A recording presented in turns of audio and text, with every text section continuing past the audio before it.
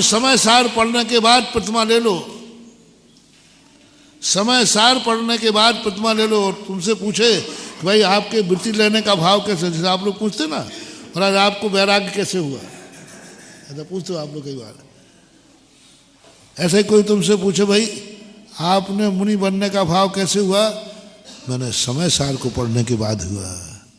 बोलो समय सार पूजेगा कि फेंकेगा? आप प्रतिमाएं ले रहे हैं, क्या बात है, आपने प्रतिमा लेने का भाव कैसे हो रहा है? मैंने समय सार पढ़ा है। समय सार पढ़ने से प्रतिमा ले ली, समय सार पूजेगा कि नहीं? आप अभिषेक पूजन करने कैसे आ रहे, कैसे आपको प्रेरणा मिली? बोले समय सार पढ़ने के बाद। या तो ये करो सारे जगत से मेरा कहना है कि समय सार को दुनिया में पुजवाना है। समय सार के तुम सच्चे भक्त हो, समय सार को उच्चासन पे देखना चाहते हो, समय सार घर घर में देखना चाहते हो, समय सार को घर हर व्यक्ति पढ़े, इसका मैंने नुस्खा दे दिया। तुम समय सार पढ़ करके ये 3-4 काम करना शुरू कर दो। पहले तो मुनि बनना शुरू कर दो, प्रस्ताव पास करो, जो जो समय सार पढ़ेगा उसे मुनि बनना पड़ेगा। और मुनि नहीं बन पाए तो कम से कम वृत्ति तो बन जाए। इतना तो कर, इतना नहीं कर पाए तो ये तो नियम लेना ही पड़ेगा कि मैंने समय सार पढ़ा, इसलिए बिना देव दर्शन अभिषेक पूजन के मैं पानी भी, क्योंकि मैंने समय सार पढ़ा है, पूज जाएगा।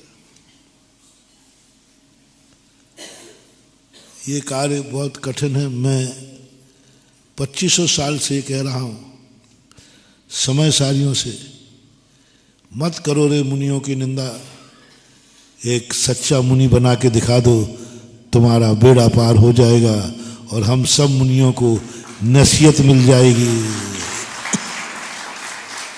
दूसरे की लाइन छोटी करने की अपेक्षा है।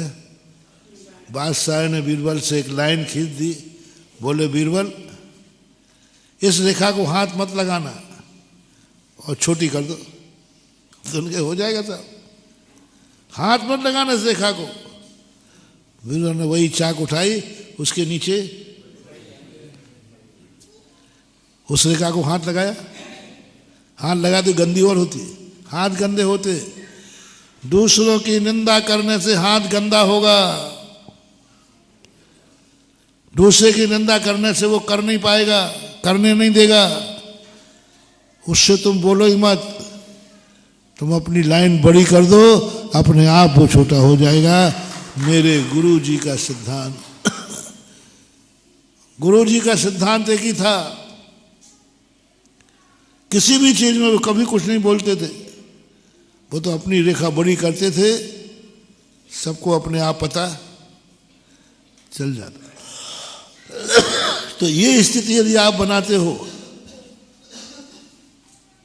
क्यों मुनियों की बुराई कर रहे हो,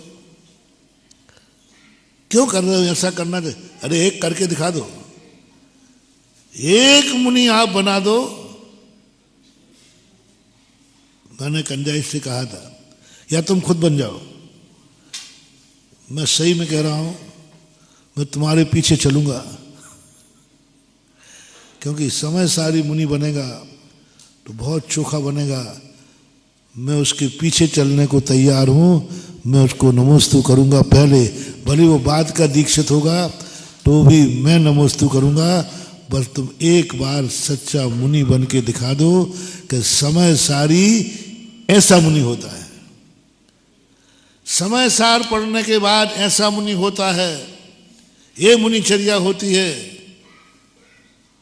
देखते हैं तुम्हारे पीछे दुनिया सारी ये भीड़, हमारे पीछे से हमारे आचार्य के पास सबसे ज्यादा भीड़ रहती थी।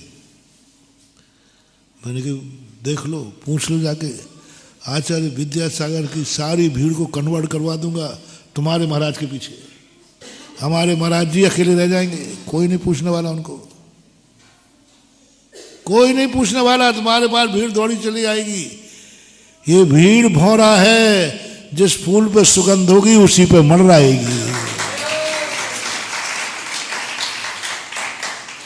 लोग कहते हैं भीड़ जोड़ने से क्या होता है, जिनको भीड़ नहीं जुड़ रही ना वो ऐसा कहते हैं। और मेरा मानना है ये भक्तों की भीड़ भौरे के समान है। फूल में सुगंधी है तो भौरे को बुलाने की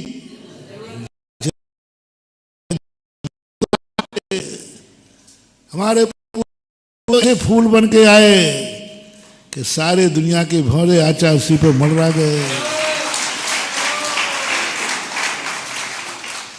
पूज्य गुरुदेव कुछ भी तो नहीं दिया ना, वो मंत्र देवे कि मंत्रों के कारण से महाराज आप वो झाड़ा फूकी करते हो ना इसलिए दुनिया चमत्कार को। तो हमारे गुरु के पास कभी किसी को मंत्र मिला, पीछे लगाई, झाड़ा फूकी की, आशीर्वाद मिल जाए बेटा तो बहुत है गुरु इतना उठा लेवे ना, आंखें उठा लेवे तो भी। हमारे आचार्य श्री की विशेषता थी, यदि किसी को आंख उठा के देख लिया ना तो वो कहते मुझे जन्नत मिल गई। बोले क्या मिल गया, क्या मिल गया? बोले आचार्य श्री ने मुझे देख लिया, मैंने पागल कहीं का इतने में खुश हो गया। और दूसरे महाराज कह रहे इधर आओ, मैं तुम्हें मंत्र देता हूँ, झाड़ा देता हूँ, फाड़ा देता हूँ, देखने मात्र में खुश। आचार्य श्री ने देख लिया। जय जैन दोस्तों, अगर आपको मेरी वीडियो अच्छी लगती है तो प्लीज़ मेरे चैनल को लाइक शेयर सब्सक्राइब करिए और इसी तरह से अपना प्यार देते रहिए। धन्यवाद।